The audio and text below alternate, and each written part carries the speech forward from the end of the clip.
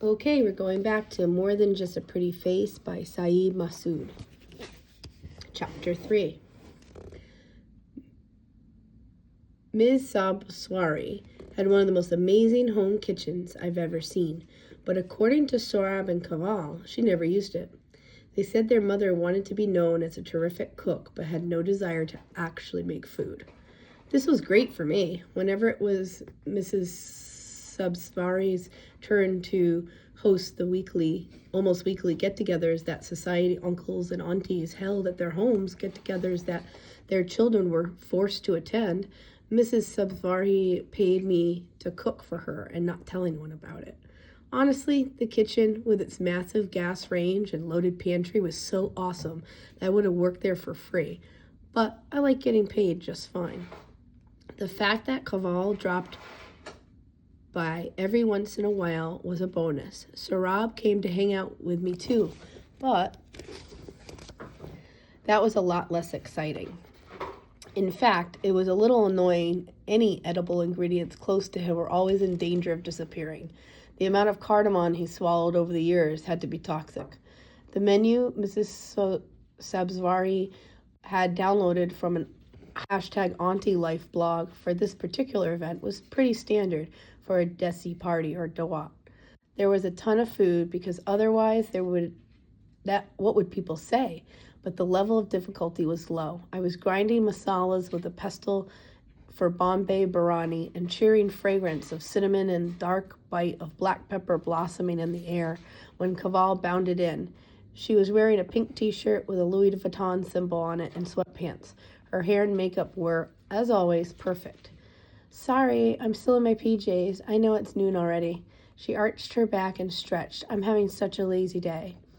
I missed a mortar and stoneware clinked against the countertop. It's cool, I said, perfectly casually. I'm sure. Sarab isn't down either? I shook my head. I hope he got some sleep. He's obsessed. With what? With being Muslim.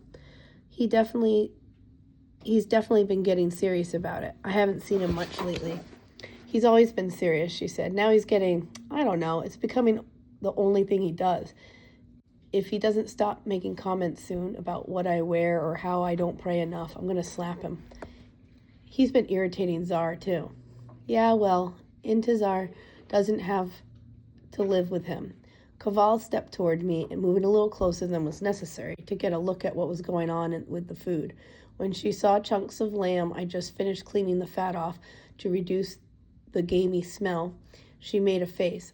I don't know why you keep letting Mom take credit for your cooking. I'd have told everyone it was my foods ages ago. People rave about it, you know. I don't really mind. Besides, I need the money. Your parents won't give you some? No, I mean, I could ask, but I wouldn't. I knew things weren't easy for them. I'd heard them stressing about bills and stuff, though they'd never admit it. They were probably regretting ever sending me to Algeri prep. I think my father had hoped that going to a fancy private school somehow would make me smarter. Also, I decided to step around Kaval's question. I love being here. I know, it's super cute actually. I like the way you smile when you're cooking. I tried to smile like I was cooking, but she didn't comment. Maybe I didn't do it right. I'd help, but I just got a manicure the other day and I really don't want to ruin it. Oh, I meant to show you. She suddenly reached down to the front of her shirt and my mind exploded with question and exclamation marks until she pulled out a pendant and held it up. It was key-shaped like a fleur-de-lis, sparkling with what looked like a lot of really intense diamonds and one deep red ruby. I thought you'd like it because you're all Frenchy. I wouldn't have called myself Frenchy, though. The restaurant I worked at, Remarquable, certainly was. It didn't matter enough for me to bother correcting her. It's beautiful, I said, because it was true, and also because she was beautiful, and it struck me that was what I should say right then. I'd better go start getting ready. What? Oh, the party, I frowned. Excuse me. People won't be here for another 6 hours. What's your point? Kaval asked. She gestured up at her face and then looked down to the rest of her body. This doesn't just happen, Daniel Jelani. Yeah, Yeah, I pointed to myself. This does, though. She laughed, extended a certain rude finger toward me, and walked away. It had been a chance to talk to her about us, I guess, but the moment hadn't felt right. Hopefully soon an opportunity to speak to Caval in private would present itself in a setting where dead animals featured less prominently. When the moment came, I promised myself I would seize it. I've always loved making simple food. I guess that's weird for someone who wants to be a chef and work at a fancy restaurant, but I don't know. There's like truth in a beautifully made omelet, or an easy, recognizable perfection in mousse that sets and feels just right. Sure, complex dishes are fun, and everyone goes nutty bananas for them, but only the basics ever really feel like home. I guess that's why le pâté au croûte isn't anyone's idea of comfort food. So, I was actually enjoying boiling basmati rice in milk to prepare kheer for dessert when Saurabh ambled in and made a beeline for a canister of cardamom, shoving 3 pods in his face before I could stop him. Dude, I said by way of reprimand. What? It's super weird how much you like that stuff. Everybody loves cardamom. That not had been my experience, but there's no accounting for taste, I guess. How's it going in here? His hand slithered toward a plate of samosa filling with the speed of a venomous snake, but I pulled the potato mixture away in time. Back off, I warned him. Saurabh held up his hands in surrender. That was when I noticed that his eyes were a little red and he looked tired. You okay? Yes, I didn't get a lot of sleep. I was reading and lost track of time. Reading? Sometimes, dude, I just don't understand you. I could say the same thing, Saurabh said, looking pointedly at the stove. How do you keep from eating while you're cooking? I smiled and went back to stirring the milk. Anyway, he went on. I wanted to apologize for not hanging out with you and Zara the other day. I'm committed to that Quran class. It's cool. We understand. You were doing something important. Saurabh gave a serious nod. Can a nod be serious? It can when Saurabh does it, because everything is serious with him. He's a serious nerd, a serious student, and a serious member of the Muslim Students Association, a social club organized around religion that has a presence in pretty much every major school, college, and university in the States. I was technically a member. I'd go on a couple their pizza parties, but because Intizar thought the club was full of tools, we didn't really hang out with them that much. What do you guys end up doing? Saurabh asked. Not much. My mom called me home for a Rishta meeting. How'd that go? The usual, I told him. Not interesting. Too interesting, actually. Saurabh grinned. Well, I'm glad you're taking the meetings. We should look to find what is good for us in the world, don't you think? What do you mean? My friend opened his mouth to speak, then seemed to think better of it. When he actually spoke, he said, I was reading Al-Pourquoi last night.